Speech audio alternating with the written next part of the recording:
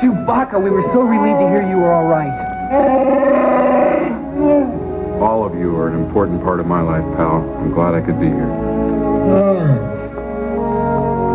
This holiday is yours. It's a big hit out of 77. Ah, Star Wars, nothing but Star Wars. Give me the Star Wars.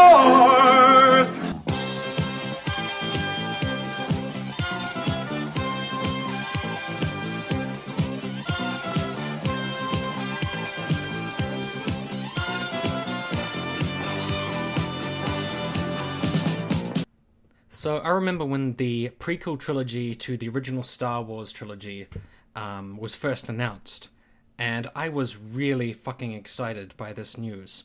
And the only reason that I was super excited by this is because they were going to tell the story of Darth Vader, how he became this badass dude wearing this crazy armor and using the Force and committing acts of evil, and it was going to be so exciting.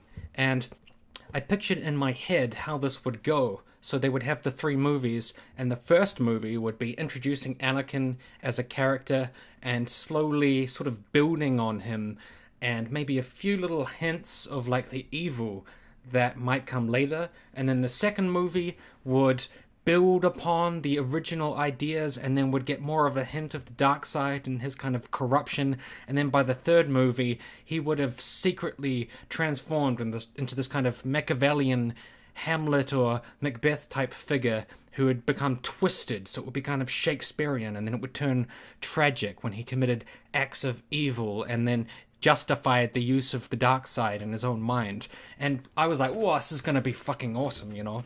So then they actually made the movies, and, you know, the first movie was okay, The Phantom Menace. I enjoyed watching it, but nothing really happened in terms of character development. It was just some fucking kid being a whiny little motherfucker and some weird Jewish creature selling droids and Quing Jong whatever the fuck, and him flying around in a ship that he couldn't fly. He had no skills flying that ship, but for some reason he could fly a ship as a little kid and blow everything up, and it just didn't make any sense at all. And it was also too long, and it was quite boring, and nothing really happened, and it was shitty. And then Darth Maul, who's not really very impressive. And then I was like, okay, so one movie has gone past, and absolutely nothing has really happened. There's been no character development. I was really excited by the idea of we're going to see the man behind the mask. We're going to see what really makes Darth Vader tick. So then the second movie rolled around, and he's grown. He's kind of like a teenager. And turns out he was just a fucking moron who was really whiny and had awesome lines like this. I don't like sand. It's coarse and rough and irritating, and it gets everywhere. Not like here. Here everything is soft and smooth. Such a deep understanding of the world, this Anakin guy. And of course, we saw like a few little hints of him turning to the dark side in the second one, such as when he went back to the Sand People village and then he killed all the Sand People. But the thing that really disappointed me about that is it wasn't premeditated. It wasn't like he was having these dark thoughts and these ideas about the dark side and that made him want to go kill the Sand People. It was just based on him having like a flight of fancy that he couldn't control his emotions. And that's basically how he was presented, like a prepubescent juvenile who couldn't control anything that he did. And that's not really cool. That's just like, okay, he's this dumb teenager who can't control himself. Is that what a Sith Lord is? I thought it would have been much cooler if he'd developed a kind of romantic interest in the dark side, and then the things that he did were kind of premeditated and he justified them in his own mind.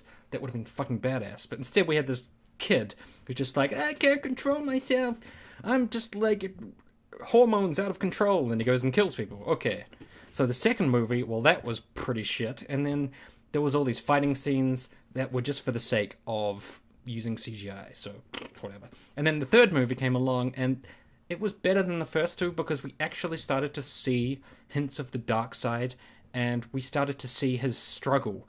and it took until like the third movie for them to finally make Anakin start struggling with the dark side. I think they should have been slowly building it throughout all 3 movies. That would have been so epic.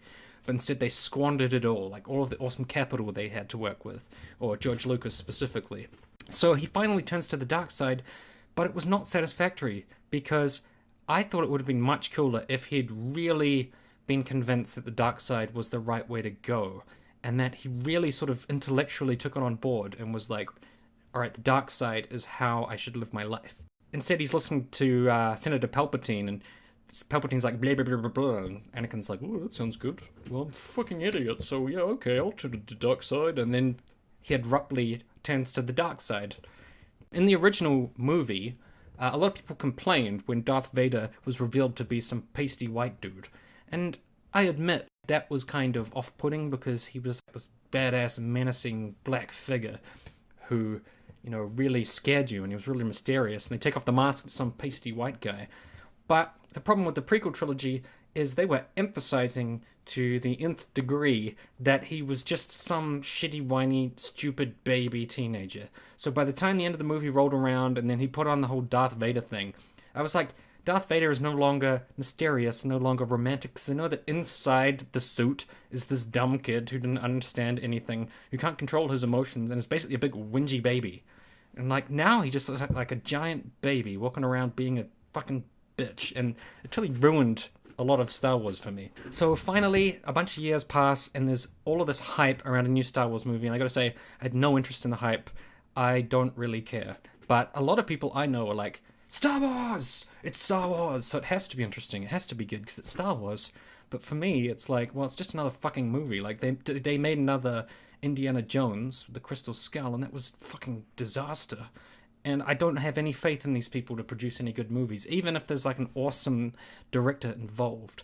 These things are kind of like cash cows, how they created like 2 more Matrix movies, and some things are like a labor of love, like Peter Jackson's King Kong, but when the product finally comes out, you're like, it's just a bloated excuse to spend tons of money, and just, you know, it's kind of an ego trip for a lot of these people, and I can't really see the love involved that perhaps the original trilogies had. Like, the prequels would have had that kind of love if George Lucas wasn't so inept. But anyways, so this movie rolls around and I just ignored all of the hype, and I finally saw it, and I was not impressed. And I don't know if it's just I was biased against it, but I don't think that's the case, because I really enjoyed the first 3 movies, like the original movies.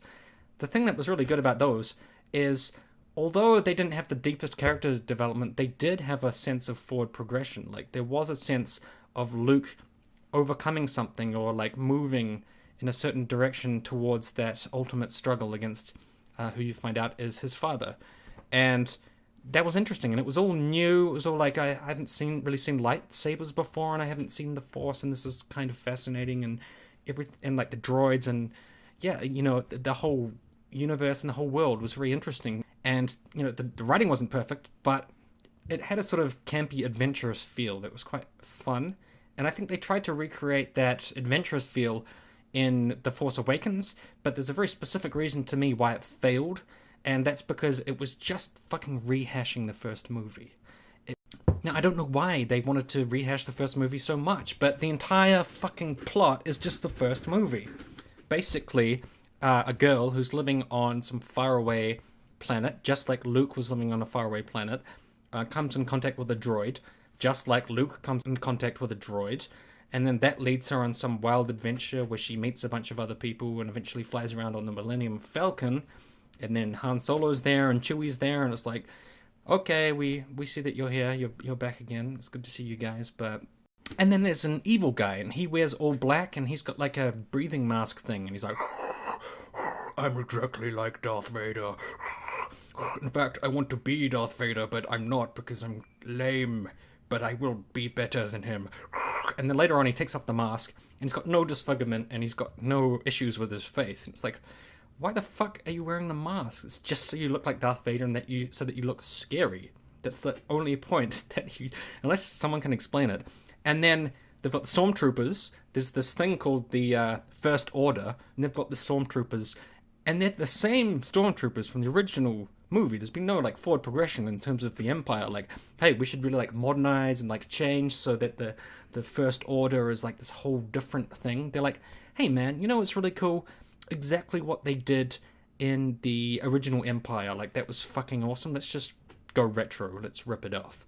And then the whole thing was just ripped entirely. They even used the same fucking ships, you know. I guess they're using the same old decommissioned ships from the Empire days. They were just like sitting around in some dockyard, and they were like, hey, you know, let's take these ships and we can just reuse them for the First Order.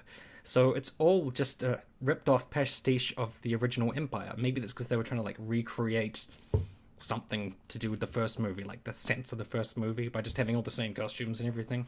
At least the prequel trilogy had some like different ships and some different cities and things, you know. This just looked like it was trying to rip off the first movie or so. And also the whole thing with like a mentor, like Han Solo was the mentor. Big spoiler here, but I already warned about spoilers. His son turns out to be the evil guy with the black mask with the breathalyzer for like no reason, and it's the same daddy issues theme that's been going throughout all the Star Wars movies. So Anakin had his daddy issues with Obi-Wan, and then later weird daddy issue relationships with Senator and Emperor Palpatine. And Luke obviously had the big drama with his father, Darth Vader, or Anakin, so he had daddy issues there.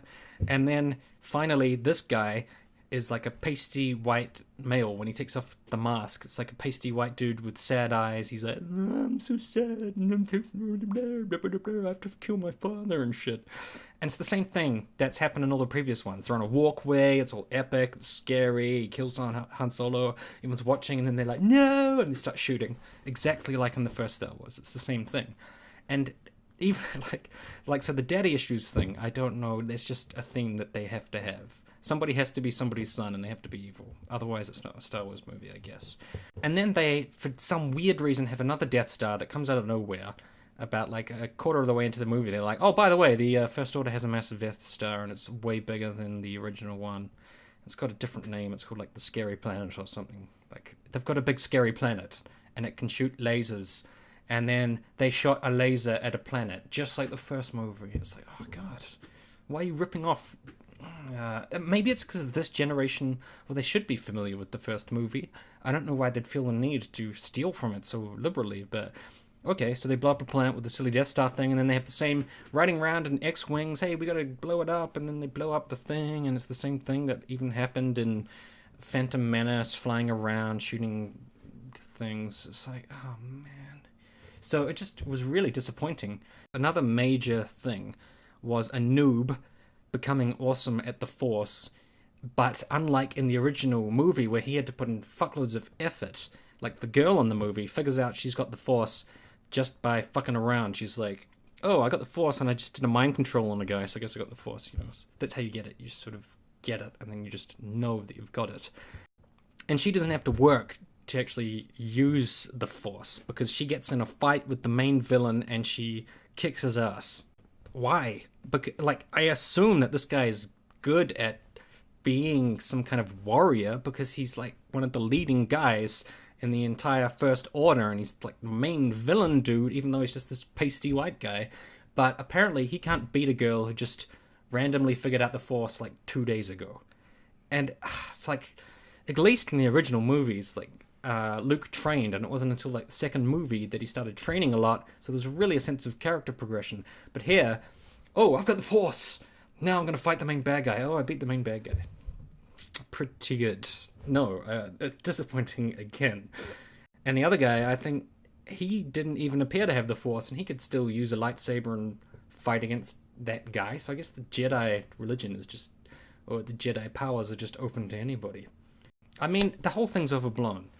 But, I mean, it is Star Wars, so everybody is just like, if it's not a pile of steaming poop, like the second movie of the prequel trilogy, then at the very least, it's Star Wars. So, if it's real similar to the first movie, good enough for me. And if it's got some scary guy with a breathalyzer, that'll do.